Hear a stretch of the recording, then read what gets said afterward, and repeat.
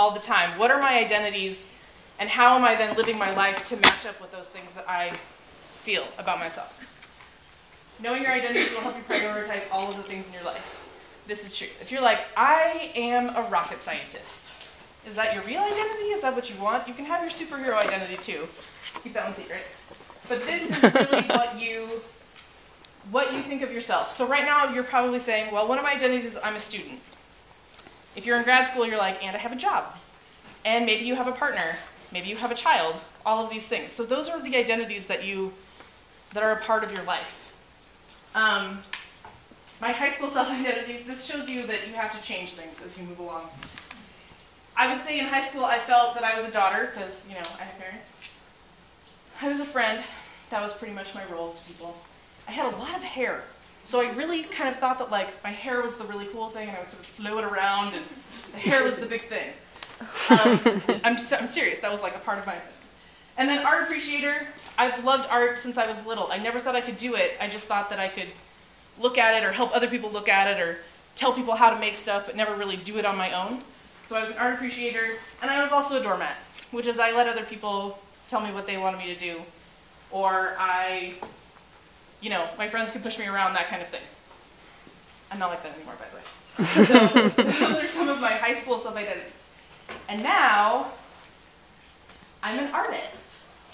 And these are some of the photographs I take. So this is my passion. I love this. I love taking photographs. I love being alone with the camera.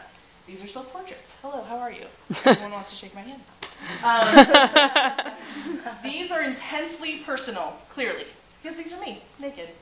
I do this work because I'm confronting issues of body image. I'm talking about feminism. I'm like getting all up in there.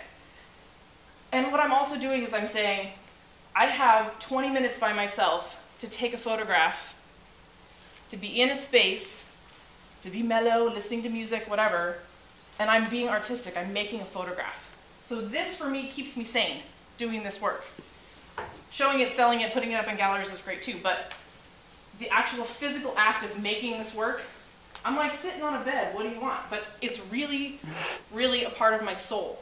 So this is what I'm passionate about. My partner in crime, I am a partner in crime as well. So this is Joe and our daughter. So he's a master's student here. Remember, these are my identities. I'm a mother. This is Sally. Her real name is Sally James Chevalier, but she calls herself Sally Chevalier James Bean. More commonly known as the Bean. She's 2. She really likes Wonder Woman, so she's on here. I'm an activist. I'm a feminist, pacifist, environmentalist. I've got all those things going on. Really means that I grew up in a hippie school. I'm not kidding. We didn't have to wear clothes. We did, but we didn't have to. And we could swear, which I will do a lot probably in this presentation.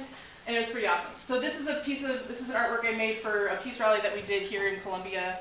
And I take these photographs of sides of buildings that sort of reference flags. And then I talk about my father and his experience in Vietnam, which has affected every single thing in my life. So that's another thing that I'm involved in. I'm a pacifist. I don't want there to be war. I understand things have to happen, I guess, but I'm not into that at all. So I've been robbed of this person in my life because he had that experience. So I want to make that go away. I'm a daughter. That's my mom. Look at her. The glasses.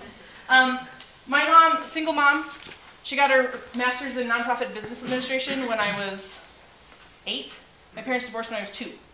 So she, not only did she work full-time 40 hours a week at the Hoover Institution, she also got her master's in nonprofit business. That is not easy to do, I will say. She had a good support system with her mom. My mom moved here from California to help me raise my daughter while my husband is in school and I'm working full-time. So we have a great support system in this woman. She's pretty fucking awesome. And then I'm a jobby job holder. That's what I like to say when you have a real job, jobby job. I work at the craft studio. And the craft studio is kind of a culmination of all of my job experiences so far in my life and kind of, hopefully not the pinnacle, but a really good big old platform that I'm on right now that I really enjoy. So I can facilitate other people making art. And that is totally my jam. I totally want to do that. If I can't make art all the time, then I want to help other people do that. So I'm extremely passionate about this place. I love it. If you haven't been there, you gotta go. We do free shit on Fridays, so come check it out. Beautiful. I want you to take a minute and think about what are your identities? What are the things that define you? The biggest one that I didn't put on there is that I define myself as a woman first. That's fairly recognizable, especially after you saw the naked pictures. But I define myself as a woman, and all of that entails for me and my experiences here in the world. So if you are male, you might think that that's there, you might not. If you're African American, that might be one of your identities because that's something that you deal with every day, because you are.